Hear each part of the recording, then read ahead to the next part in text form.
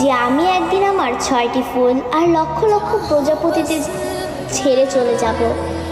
এমন একটা দিন আসবে যেদিন আর্মিদের মাঝে সকালে ঘুম থেকে উঠে আর্মিরা ফোন হাতে নিয়ে মনে পড়বে যে আজ বিটিএসদের লাস্ট কনসার্ট বা আজ তাদের ডিসব্যান্ড হওয়ার দিন।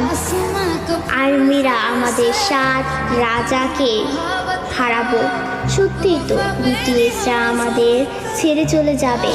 এমন একটা দিন আসবে যেদিন আমাদের অনুপ্রেরণামূলক কথা বলার জন্য বা আত্মবিশ্বাসী গড়ে তোলার জন্য আলেম থাকবে না, নিজের প্রশংসা নিজে করানোর জন্য জিন থাকবে না, আমাদের স্যাড কিং সুকা থাকবে না, একটা মুচকি হাসি দিয়ে সকলকে হাসানোর জন্য যেই হোক থাকবে না, ক্যামেরার সামনে আর্মিদের সাথে ফ্লাইট করার জন্য জিমিন থাকবে না।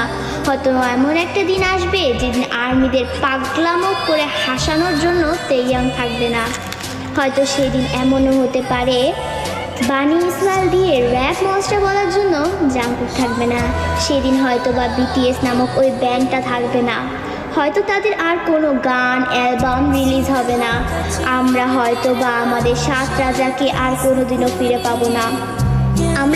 আমরা আর্মিরাই চাই না যে আমাদের প্রাণপ্রিয় বিটিএস 2027 সালে ডিসব্যান্ড হয়ে যাক, কিন্তু 2027 সালেই হোক বা 2034 সালেই হোক, একদিন না একদিন তাদের সব কিছু ছেড়ে চলে যেতে হবে।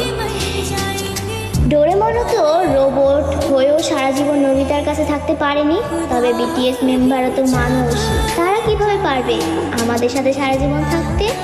তবে তারপরও আমি বলবো আমাদের প্রিয় বিটিএস কোনোদিনই ডিসব্যান্ড হবে না। তারা আমাদের হৃদয়ের মাঝে চিরকাল থাকবে। দিন শেষে একবার আমাদের রিয়েল আর্মিদের মনে পড়বে আমাদের 7 রাজার কথা, তাদের সেই পাগলামোর কথা, তাদের সেই অনুপ্রেরণামূলক কথাগুলো, এবং এটাই হচ্ছে রিয়েলিটি।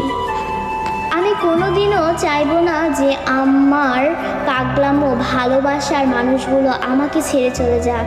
তাই আমি সৃষ্টির কাছে দোয়া করি যে সৃষ্টিকর্তা যেন আমাদের প্রিয় 7 রাজাকে কোনো দিনও আমাদের থেকে দূরে না সরায়।